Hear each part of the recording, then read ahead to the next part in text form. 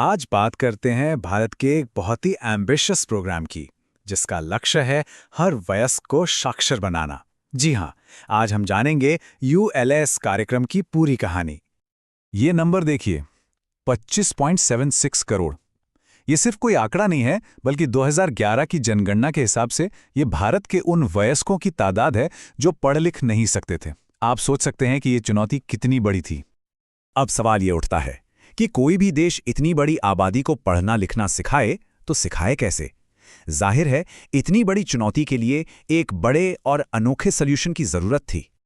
तो चलिए इस पूरे सफर को 5 हिस्सों में समझते हैं। सबसे पहले देखेंगे भारत की साक्षरता चुनौती को, फिर यूलास प्रोग्राम को समझेंगे, देखेंगे कि ये काम कैसे करता है, और आखिर में इसकी शुरुआती कामयाबियों पर भी एक नजर डालेंगे। तो चलिए शुरू करते हैं पहले हिस्से से। आखिर उल्लास कार्यक्रम से पहले भारत में साक्षरता की असली तस्वीर थी क्या? ये चैलेंज सिर्फ निरक्षर लोगों की संख्या का ही नहीं था, बल्कि इस बात का भी था कि वो रहते कहाँ थे। देखिए, शहरी इलाकों में जहां 84% लोग पढ़े लिखे थे, वहीं ग्रामीण भारत में ये आंकड़ा सिर्फ 64% पर था। मतलब एक बहुत बड़ी खाई थी जिसे भरना बेहद जरूरी था। इसी बड़ी चुनौती को देखते हुए 2020 की नेशनल एजुकेशन पॉलिसी ने 100% साक्षरता का एक बड़ा लक्ष्य रखा। और बस इसी लक्ष्य ने एक नई जबरदस्त पहल की नींव डाली। तो वो समाधान था क्या? चलिए अब सीधे उल्लास कार्यक्रम की दुनिया में चलते हैं और इसे समझते हैं। तो इस पहल का नाम है यूएलएस, यानी understanding of life long learning for all in society. इसका मिशन बिल्कुल साफ है, 15 साल से ज्यादा उम्र के उन सभी लोगों को एम्पावर करना जिन्हें फॉर्मल एजुकेशन का मौका नहीं मिल पाया।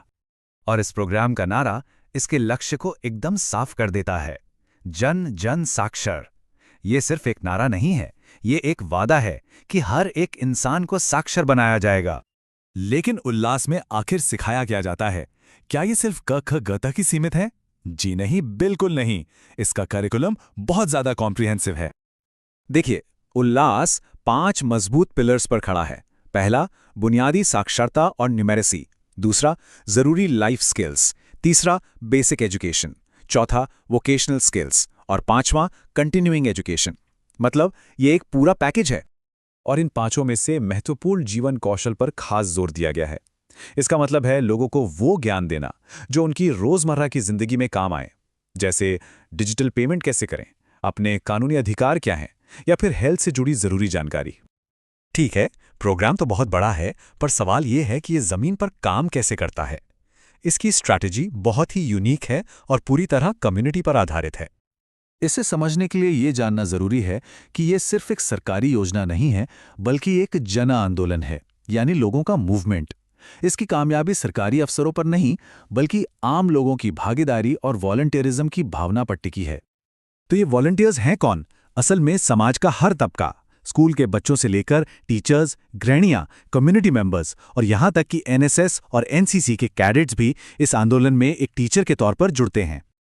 और ये सब कुछ एक बहुत ही सिस्टमैटिक तरीके से होता है।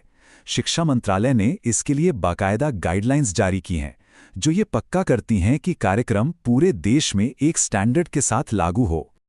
इसका स्ट्रक्चर 3 लेवल पर काम करता है। नेशनल लेवल पर एनसीईआरटी करिकुलम और रिसोर्सेज तैयार करता है। स्टेट लेवल पर इन रिसोर्सेज को स्थानीय ज़रूरतों और भाषाओं के हिसाब से बदला जाता है। और आखिर में गांव के स्तर पर सामाजिक चेतना केंद्रों में असल पढ़ाई होती है। ये सब सुनने में तो बहुत अच्छा लगता है ना? लेकिन क्या इसके नतीजे भी दिख रहे हैं? चलिए देखते हैं कि इस विशाल पहल का अब तक असर क्या हुआ है। 1,03,00,000, जी हाँ, ये उन लोगों की संख्या है जो यूएलएस के असेसमेंट टेस्ट को पास करके अब ऑफिशियली लिटरेट सर्टिफाई हो चुके हैं। ये एक जबरदस्त शुरुआती कामयाबी है। तो ये सर्टिफिकेशन मिलता कैसे है? इसके लिए एक टेस्ट होता है जिसे फ्लानाट कहते हैं। ये 150 नंबर का टेस्ट होता है और स्थानीय भाषा में लिया जाता है, जिससे ये पक्का हो सके कि सीखने वाले ने वाकई में स्किल्स हासिल की हैं। और इसका असर कुछ राज्यों में तो साफ साफ दिख रहा है, जैसे कि गोवा और मिजोरम, जिन्होंने यूएलएस के तहत खुद को पूर्ण साक्षर घोषित कर दिया है। अगर हम 2011 के नेशनल एवरेज से इसकी तुलना करें तो ये प्रोग्रेस सच में कमाल की है। यहाँ एक बात जाननी जरूरी है कि उल्लास के तहत पूर्ण साक्षरता का मतलब क्या है।